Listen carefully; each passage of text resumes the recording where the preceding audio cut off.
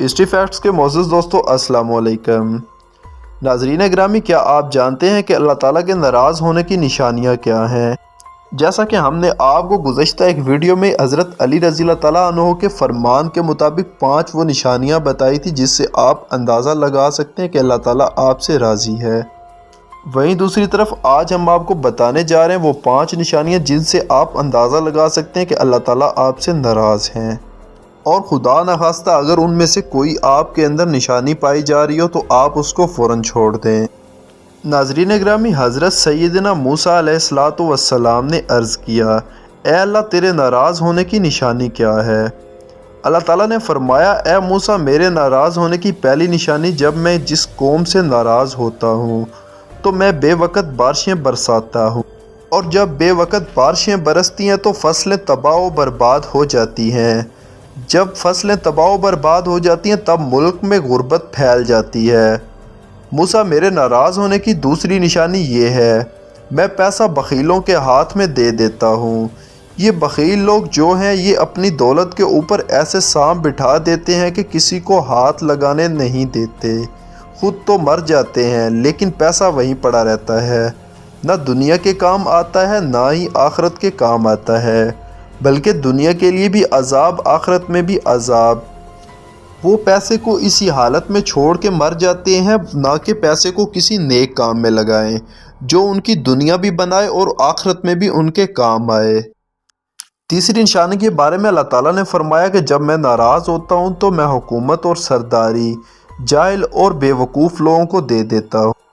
ناظرین گرامی، اس ملک یا اس قوم کی اس سے بڑی بدقسمتی کیا ہو سکتی ہے کہ اس کے حکمران ہی بد دیانتدار اور نااہل ہوں، اور اس سے ظاہری سی بات ہے کہ پورے ملک کا نظام درم برم رہتا ہے، جس کی وجہ سے اس قوم یا اس ملک کے اندر امن قائم ہونے کے کوئی امکان باقی نہیں رہتا۔ ناظرین گرامی، اللہ تعالیٰ نے چوتھی نشانی کے بارے میں فرمایا کہ موسیٰ جب میں کسی انسان سے ناراض ہوتا ہوں تو میں اس سے سجدوں کی توفیق چھین لیتا ہوں، یعنی اس انسان کو اس قابل نہیں سمجھتا کہ وہ میرے سامنے سجدہ بھی کر سکے۔ ناظرین گرامی، آج کے دور میں ہم سے اگر کوئی پوچھے کہ تم نے نماز پڑھی، اگر ہم نے نماز نہ پڑھی ہو تو ہم یہ کہتے ہیں ہم نے نماز نہیں پڑھی،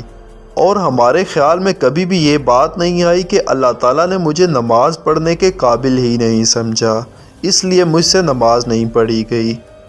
جس کا مطلب یہ ہے کہ انسان کو نیک کام کرنے کے لیے بھی اللہ کے ہاں قبولیت کی ضرورت پڑتی ہے۔ جب ہم اللہ تعالیٰ کے حکموں کی نافرمانی کرتے ہیں تو اللہ تعالیٰ ہمیں اپنے سے دور کر دیتا ہے اور ناپسند فرماتا ہے، اور جب ہم اس کے بدلے میں اللہ تعالیٰ کے ہاں نیک کام پیش کرتے ہیں، یعنی اچھائیاں اور نیکیاں کرتے ہیں اور بھلائیاں کرتے ہیں، تو اللہ تعالیٰ ہم سے دین کا کام لے لیتا ہے اور ہمیں اپنی بارگاہ میں سر بسجود ہونے کا موقع عطا فرماتا ہے۔